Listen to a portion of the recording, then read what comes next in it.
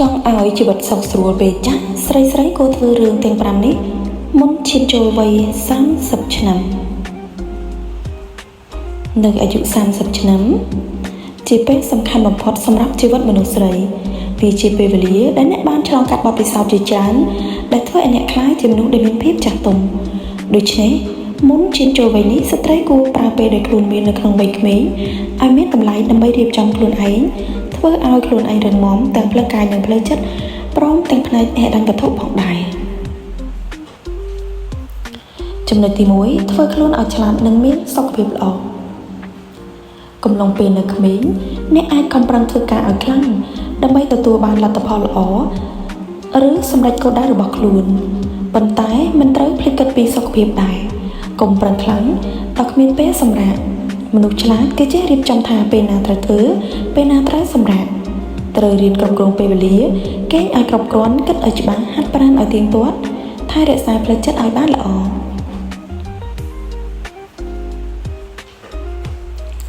2មានឯករាជ្យផ្នែកហិរញ្ញវត្ថុឈានចូលដល់វ័យ30ឆ្នាំអ្នកគួរតែមានចំណូលមួយផ្នែកដែលមានស្ថិរភាពស្ត្រីដែលមានសមត្ថភាពរកប្រាក់និងអាចគ្រប់គ្រងហិរញ្ញវត្ថុបានល្អគឺជាស្ត្រីដែលមានសេរីភាពពិតប្រាកដហើយនៅពេលនោះអ្នកមិនត្រឹមតែអាចចិញ្ចឹមខ្លួនឯងបានទេតែក៏អាចសម្រេចនៅអ្វីដែលអ្នកចង់បានដោយងាយ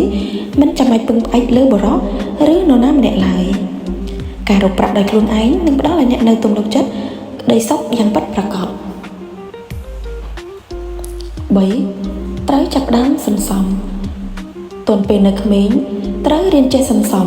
បើអ្នកចាយវាមិនគិតគួរផ្លាស់ប្ដូរវាឥឡូវនេះចាប់ផ្ដើមសន្សំសម្រាប់អនាគត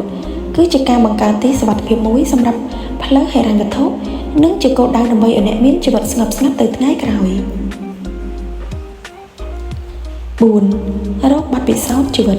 មុនអាយុ30ឆ្នាំអ្នកគួររៀនធ្វើការផ្សេងៗធ្វើដំណើរ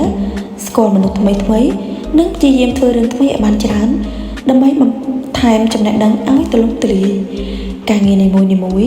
នឹងបង្ហាញអ្នកពីជំនាញថ្មីៗនិងការយល់ដឹងថ្មីៗដែលមានប្រយោជន៍នៅពេលក្រោយការផ្លាស់ប្ដូរមិនមែនជារឿងអាក្រក់ទេតែជាឱកាសឲ្យអ្នកឃើញអ្វីដែលអ្នកយល់ថាសមស្របជាមួយខ្លួនឯង5អាពាហ៍ពិពាហ៍និងជីវិតគ្រួសារនៅពេលដែលអ្នកឈានចូលដល់វ័យចាស់ទុំអ្នកនឹងមានសមត្ថភាពគ្រប់គ្រាន់ក្នុងការយល់ដឹងពីស្នេហានិងទំនួលខុសត្រូវជាមួយម្ដាយឬជាប្រពន្ធការរៀបការមិនមែនជាគោលដៅតែមួយគត់នៃជីវិតតែវាអាចជាផ្នែកមួយសំខាន់នៃភាពជោគជ័យផ្ទាល់ខ្លួនបើអ្នកជួបមនុស្សសមរម្យហើយកុំស្ទាក់ស្ទើររីករាយជាមួយអារម្មណ៍នៃក្តីស្រឡាញ់និងសុភមង្គលនៅក្នុងការស្ថាបនាគ្រួសារមួយឲ្យរីកចម្រើនទាំងនេះមិនមែនជាការបង្ខំឲ្យត្រូវធ្វើតាមទេប៉ុន្តែជាគន្លឹះមួយដែលមានតម្លៃជួយឲ្យជីវិតមានគោលដៅនិងសុភមង្គលជាងមុនបើអាចធ្វើឲ្យខ្លួនឯងកាន់តែប្រសើររៀនស្រឡាញ់ខ្លួនឯងធ្វើអ្វីដែលមានអត្ថន័យនោះមានន័យថាអ្នកបានសម្រេចគោលដៅសំខាន់មួយនៃជីវិតមុនអាយុ30ឆ្នាំហើយ